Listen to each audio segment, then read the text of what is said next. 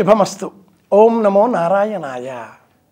వైకుంఠ ఏకాదశి అంటే ఏమిటి?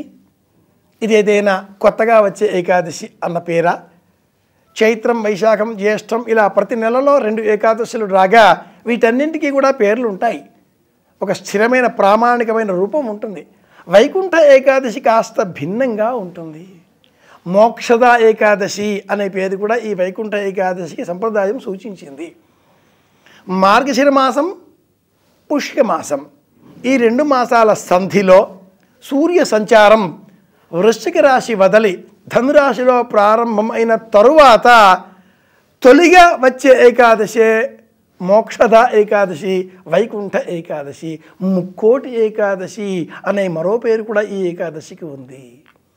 ఏ ఏకాదశిని పాటించినా పాటించకపోయినా ఈ ముక్కోటి ఏకాదశిని మట్టుకు తప్పకుండా పాటించాలి అంటుంది ఆచారకాండ. ఏమిటి పాటించడం అంటే? ఉపవాసం ఉండాలి, దేవతా దర్శనం చేసుకోవాలి, అబద్ధాలు ఆడకూడదు, యథాశక్తి దానాలు ఇవ్వాలి, పెద్దలని గౌరవించాలి, వినయంగా జీవించాలి, ఇతరులు సహాయం చేసే విధంగా మన దినచర్యలను మార్చుకోవాలి. శరీరం సహకరిస్తే రాత్రి అంతా కూడా జాగరణ చేయాలి. శ్రీమన్నారాయణమూర్తి సంబంధించినటువంటి కథలను గాథలను స్మరించుకోవాలి, భజన చేయాలి, మంచి పనులు చేయాలి.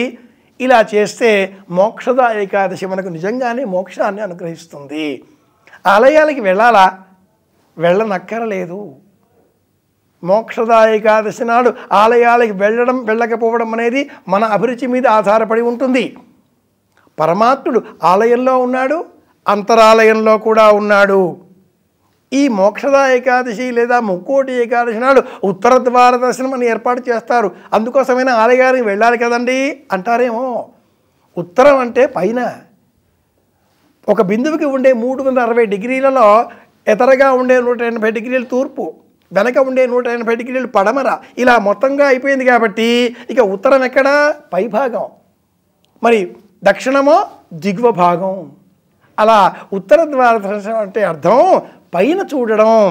విష్ణువు యొక్క ఆ స్వరూపాన్ని శ్రవణ నక్షత్ర మండలంలో, ఆకాశంలో, నక్షత్రాల కాంతులలో, విజ్ఞానాన్ని అన్వేషించేటటువంటి పథంలో మనం ఉన్న స్థితి నుంచి ఉన్నత స్థితికి చేరే విధంగా మన ప్రయత్నాలు ఉండాలి. గ్రాఫ్ ఎప్పుడు పైకే ఉంటుంది, కిందికి ఉండదు. అదే పతనావస్థను సూచిస్తుంది. మనం కూడా వ్యక్తిత్వపరంగా అలా పైకి ఎదగాలి అంటే ఆలయాలకి వెళ్ళాలి, తప్పనిసరి, నిజమే. కానీ తోసుకుంటూ ఒకరిని ఒకరు అలా మాటలతో హింసించుకుంటూ ఒకరి వెనుక ఒకరు ఇలా ఇలా ఇలా అని అక్కడ నారాయణ స్మరణ ఎక్కడా? కనుక ఆ గుడికే వెళ్ళి ఆ గుడిలో ఉండే ఉత్తర ద్వారగానే లోనికి వెళ్ళి ఆ ద్వారంలో అలా తోసుకుంటూ వెళ్ళి లోనికి వెళ్ళి ఆ పరమాత్మను చూడడం కన్నా ఆలయ శిఖరం చూచి, గోపురం చూచి, ఉపవాస వ్రతం పాటించి ఇంటిలో ఉండే ఆ పరమాత్మను నివేదనగా సమర్పించి పాలు పళ్ళు ఏమైనా అర్పించి యథాశక్తి విష్ణు సహస్రనామ స్తోత్రం, భగవద్గీత పారాయణ చేసి మౌన వ్రతాన్ని పాటిస్తే పరమాత్ముడు మన చెంతే ఉంటాడు. ఆలయాలలో రద్దీలో తోసుకుంటూ ఏకాదశి దాటిపోయి ద్వాదశి దాటిపోయి తిరుమలకి వెళ్ళి 3 రోజులు 4వ రోజులు అలా ఆ వరుసలలో జారిపోతూ దర్శనం చేసుకోవడం. ఆ స్వామి రంగనాథుడు, ఆ స్వామి అంతరంగనాథుడు, ఆ స్వామి అంతటా ఉండే రంగనాథుడు. ఇలా ఆలోచన చేస్తే పరమాత్మ మన మనసులోనే ఉన్నాడు అనే అర్థం సుబోధకం అవుతుంది. రంగనాథుడు, అంతరంగనాథుడు, అంతా రంగనాథుడు.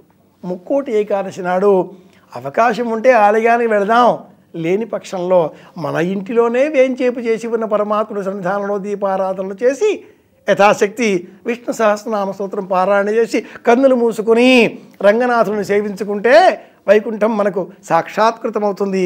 విజ్ఞానంగా, వైజ్ఞానికంగా, శాస్త్రీయపరంగా మన పండుగలను పాటించే ప్రయత్నం చేద్దాం.